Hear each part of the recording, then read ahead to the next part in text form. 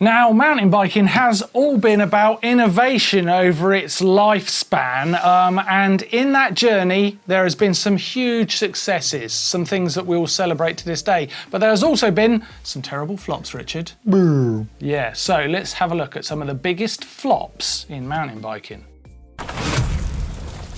Okay, Martin, kicking things off on our list of flops is the URT suspension bike, the Unified Rear Triangle. Yes, now, in discussing this within our own office, yes, we couldn't quite work out what it did worst the most. If that makes any sense. Split, wasn't it? Now, let me explain, because it sounds bad initially, but basically, the Unified Rear Triangle was an attempt in the early full suspension days, making a full suspension bike climb as well as a hardtail.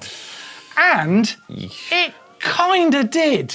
It kind of worked. Kind of being the word. Now, the problem is it had such a high pivot point that basically the rider was stood on the bottom bracket, and when you were seated, you did get a kind of bobby suspension feel, but it actually climbed better when out of the saddle, which is kind of opposite to how we would do it these days. We would say, get in your saddle. But of course, hindsight is a wonderful thing.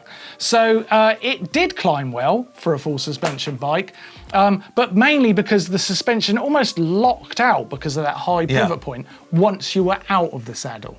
Now, when you were descending, wow, here we go. You were now mostly out of the saddle, which meant the bike also locked out a bit, and you had brake jack and all sorts of things. So, yes, it was a flop in mountain biking, but some iconic bikes had URT suspension designs. So the Schwinn Sweet Spot is not one I was familiar with, but I remember the Trek Y. Yeah, I remember that. Of course. That is quite an iconic bike, the Trek Y, Klein isn't it? Mantra, another iconic bike. All unified rear triangles, all kind of good at climbing, but not kind of good at descending.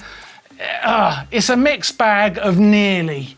But, you know... What could have been. Yeah, what could have been. I'd love to see someone try and bring it back.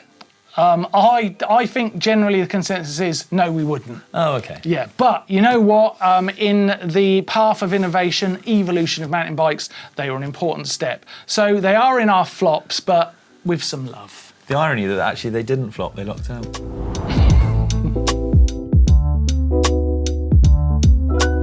Okay, Martin, this one is a gem, because this one actually flopped. This is a flop. The Girvin Flex Stem. Now, this is an early attempt at front suspension. It really is. And the name is as suggests. It's a stem that flexed. Yeah, I mean, this is probably one of the most famous flops in mountain biking. Oh, God. It's actually got a little bit of a curveball ending to it, this one. Oh, okay. Because essentially the Girvin Flex Stem wasn't about suspension, it was about comfort. Okay, yeah, like damping. So you could ride a long way and not have your arms fatigue, because back then it was all about travelling distances, riding big cross-country loops. Yeah. It wasn't really about downhill descending, and this product definitely wasn't designed for downhill descending. And there has been quite a few attempts at other brands making flexi stems, not the Flex Stem. But it definitely goes down as a very iconic product that is of its time, the 90s, and very early 90s too. Yeah. And you'd think, well, it's an idea tested but best left alone, you'd think. Right. But gravel bikes... Oh, yeah. Gravel bikes and gravel riding is something of a retest of all of the early mountain bike ideas. It's like fashion just coming back round. Yeah, and at the end of the day, back then, it was fun. Turns out, still is. And gravel bikes are using some flex stems. Gravel riders do try those products. It is working on those bikes. So yes, the flex stem, it's gone, it flopped, literally, but it's on its way back in the world of gravel. Boo. Do you know what I think the problem with it was? Is that it also pitched your weight so far forward over the front all the time. Yeah, and it felt gross. Ugh. And horrible, it looked gross. Horrible. Anyway. I hate it. Moving on. So, Martin, the next flop is in the world of gears. Yeah, don't say Hammerschmidt. It's Hammerschmidt. I won't have it. It's not a flop. You... Jack liked it. I liked it. Hammerschmidt, yes, Hammerschmidt was SRAM's attempt, right, at eradicating the front derailleur. Right? A valid attempt. Yeah, I mean, it used planetary gears in this amazingly compact, quite pretty little system. It did have some weight to it. It did have some weight to it. Yeah, it definitely had some drag. Flipping heck. Yeah, it really did, especially in its kind of like overdrive mode. But I loved it. I really thought it was a great idea. As a trials rider, I suddenly thought, wow, I could have this tiny little crank on the front of my bike, would mean that my 6 gears in the back are now 12, because it essentially gave you double chainring at the front without double chainring. What about weight though? Because it weighed a flipping ton. It did weigh a lot, yeah, it had its downsides, but it was that leap towards what essentially became one by. Right? I mean, that's kind of... It was the evolution, are we saying? Well, it was the journey towards. It wasn't exactly the idea of one by, but eventually one by came in, and that killed SRAM's Hammerschmidt chance, really, because one by was a much better solution to getting rid of that front derailleur. Well, do you know what? The sort of Truvativ, SRAM, it's all kind of under the same, or was in the same. So the irony that SRAM are actually now renowned for amazing one-by systems. Yeah, well, they wanted to solve that problem, and they did. And I mean, it's only been compounded with, like, you know, power shift hubs and things like that, giving you all of these options that the front derailleur was giving you, but in much more compact solutions and lighter solutions. So the Hammerschmidt falls away into history with a slight yearning call from Martin, because I loved it. I really thought it was cool. I really did. But it's gone. It was a flop. It didn't work. Got to accept it. You also thought Trials was cool. Oh, that hurts, Rich. That really hurts. There was no need for that. There's no need for that, man. That was too far. That was too far. This next flop, Martin, is from gearing giants Shimano. They got this one wrong. Big old cock up. Yeah, absolutely. Dual control. Introduced in 2003, it's essentially a combination of brake levers and gear shifters into one big old ugly pod. Big, bulky, floppy, wobbly. Unreliable. Yeah. It always felt like the levers were broken. You pull them, but they could move downwards, and it felt wrong. Didn't sort of stay in place very well when it got really rough. Just a big old no-no. A couple of other problems. The transition from sort of 9 to 10 speed, they didn't really survive that very well. No. They weren't, the reliability wasn't there. They were quite fragile. Yeah. They really just didn't gel. I don't have much love for these, because I only ever tried it once and I didn't love the feel of it, but I did go on eBay to see if I could find a set, and I found a set for £60. It's cheap. And even though I didn't like them, I just thought, £60? For a retro build, that might be quite fun. Yeah. If you want to go on eBay, I shan't buy them. No, they're not for me. They're not for me. And they're maybe the easiest one on this list that I could call a flop. Yeah, I think so. Linkage Forks, Rich's favourite. Rich doesn't like linkage forks. It's not a new idea. Back in the 90s, early 90s, Proflex tried their linkage fork system. White bikes. We've got one of these in our shed. I think it was Neil took this out for a ride. Terrifying. He found it quite scary. Now, they don't look great. They've polarizing looks. They can be heavy. They can be over-engineered. But one thing you've got to say for the linkage fork, okay, is that there are some good points to it, some ideas that work. It does maintain your wheelbase. Scrap metal value. Through its movement, which the telescopic fork doesn't do. No, I give you that. It does track the trail really well. There are good reasons to build this fork, but getting over the cost and the weight and that over-engineering and the looks has been its downfall, and why it's here on our flops list.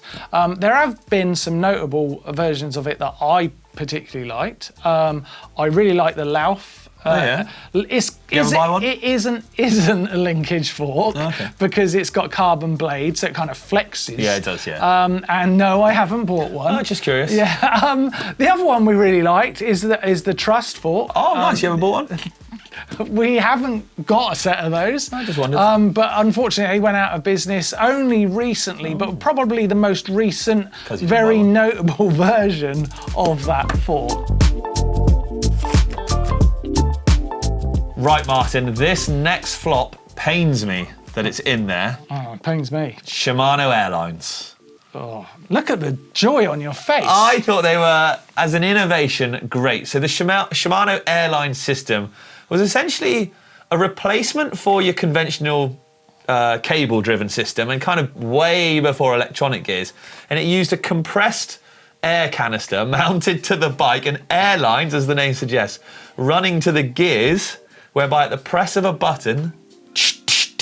No. No? It's a big no from me. Come on. Airlines, to me, are what linkage forks are to Rich. Oh. Yeah, yeah. And I mean, you know, it's not like electronics had even been invented when they made these. No, because this is around... Yeah, so let's make it in the, you know, compressed air. Yeah, so this is around the same time, the 1990s, so when like... No, electronics has been around quite a long time.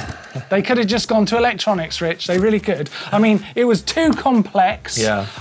It was not reliable. No. It was limited benefits in total because essentially it just did the same thing. Pretty ugly. Yeah, and it was short-lived. Quickly died away. Shimano Airlines, R.I.P. Bye-bye. But some people really loved them. Last but not least, I absolutely demand it be removed from this video. It is not a flop, it's the Cannondale Lefty. I know, just look at how many bike manufacturers have adopted it. Incredible amounts. Wait, Richard, wait. The Lefty was something that Cannondale brought in the 1990s. Very striking fork, a crazy idea. Same as Airlines, dual control. It's one of those things that needs an awful lot of open-mindedness when you come to it. It needs a specific front hub. It can work on other bikes, but no one ever puts it on other bikes. It's basically needle roller bearings, making this one-sided fork work and do the job of two forks, essentially like halving a triple clamp set of forks. Brilliant. It's... Hey, Rich, it works. Over the years, it's won World Cups. And I'd like to say, unlike all of the things on this list today, it is still winning World Cups. Yeah. The Lefty Ocho, which is their much more revised... single crown version, Single crown version, is fantastic, super lightweight, still looks sick. Absolutely Cannondale in its finest form. It's not a flop. Is it? Rich, to you.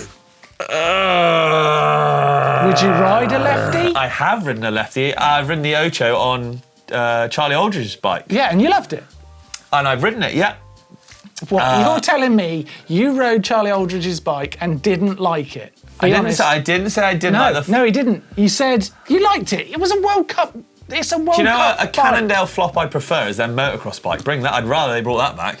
But anyway. Oh man, that was an expensive mistake. It nearly cost the whole company its company. I know, and here they are making Lefties. The Lefty, weirdly, is still going. I really still love it and haven't really got a bad thing to say about it. But I guess it's the one thing on a list which is a little bit like this because the others are all dead and buried. So it's your chance to get involved in the video.